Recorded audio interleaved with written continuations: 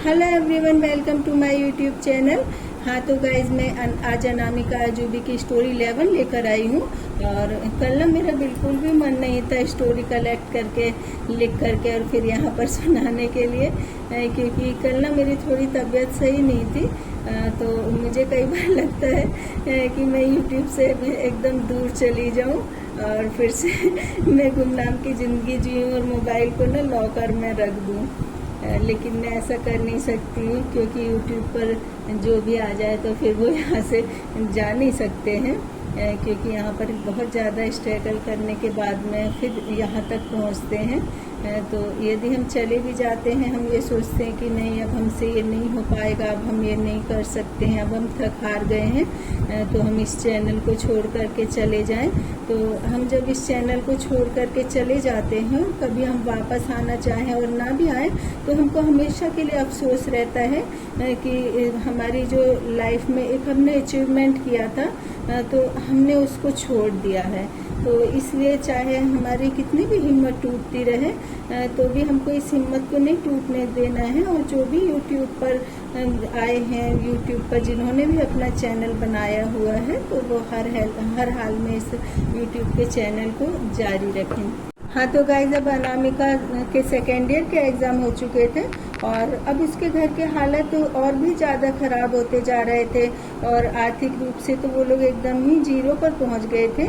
और दूसरी तरफ उसके भाई के लिए लड़की ढूंढ रहे थे और कहीं भी जो है रिश्ता लेकर के जाते थे तो कहीं कुछ प्रॉब्लम आ रही थी। और इसी बीच अनामिका की जो मदर है, उनकी भी हालत दिन पर दिन ख़राब होती जा रही थी और अनामिका को समझ नहीं आ रहा था कि क्या करें, क्योंकि हालत सुधरने की बजाय दिन पर दिन बिगड़ते जा रहे थे।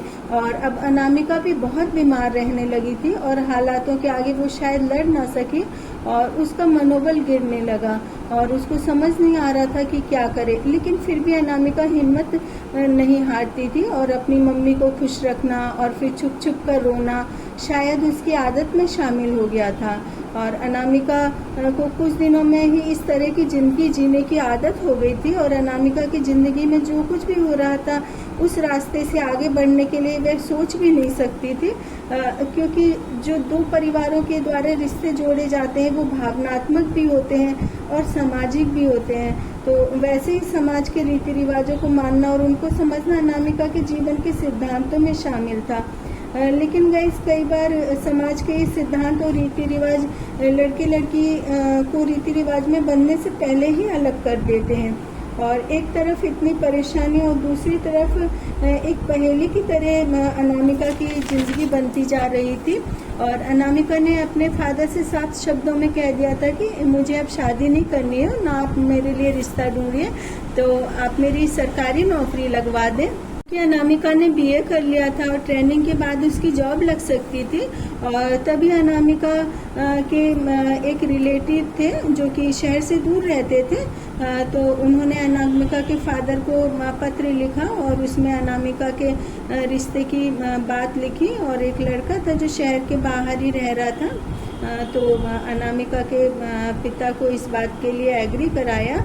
और अनामिका की शादी के 2-3 साल पहले भी वहाँ पर ही अनामिका की बात चली थी, लेकिन अनामिका को इस बारे में कुछ नहीं पता था और अनामिका को लगता था कि यहाँ पर उसकी शादी नहीं होगी, क्योंकि अनामिका के जो घर वाले थे उनके पास पैसे एकदम ख़त्म हो चुके थे और इतनी गरीबी में कौन ही शादी करेगा। तो अनामिका इसलिए थोड़ा टेंशन फ्री रहती थी और फिर उसने अपने फादर को मना भी कर दिया था। तो उसे लगता था कि उसके जो फादर हैं शायद उसकी बात मान गए हों।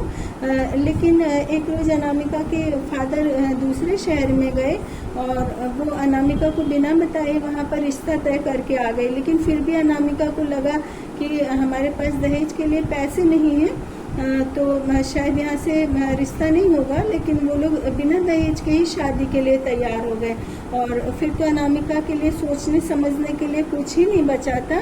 और जिस तरह से एक दुर्दांत अपराधी को आत्मसमर्पण करना पड़ता है, और उसी तरह अनामिका को भी बिना अपराध के आत्मसमर्पण करना पड़ा। और वो चाहकर भी परिस्थितियों के खिलाफ ना जा सकी। और उसकी उम्मीद शायद उसकी उम्मीद थी कि शायद उसको वहाँ पर ना पसंद कर दिया जाए, कि ये उसकी आखिरी उम्मीद थी। और इसने उसके बाद भी कई सारे ऐसे प्रयास किए थे, लेकिन सारे ही प्रयासों में फेल रही। और उसको लगता था कि वो नापसंद कर देंगे, इसलिए क्योंकि वो उस समय अनामिका बहुत कमज़ोर हो चुकी थी। और जब उसे वहाँ पर सबके सामने भेजा गया तो अनामिका ने कोई इंटरेस्ट नहीं लिया था। तो ये बात सबको ही बहुत ही नापसंद आई थी, क्योंकि उनको लगता था कि शायद अनामिका की बिना मर्जी के यहाँ पर रिश्ता हो रहा है। तो इस बात के लिए अब तक भी उसके घर वालों को इतने सालों बाद भी हमेशा ही टेंशन रहती है कि अनामिका की बिना पसंद के ही ये शादी हुई है।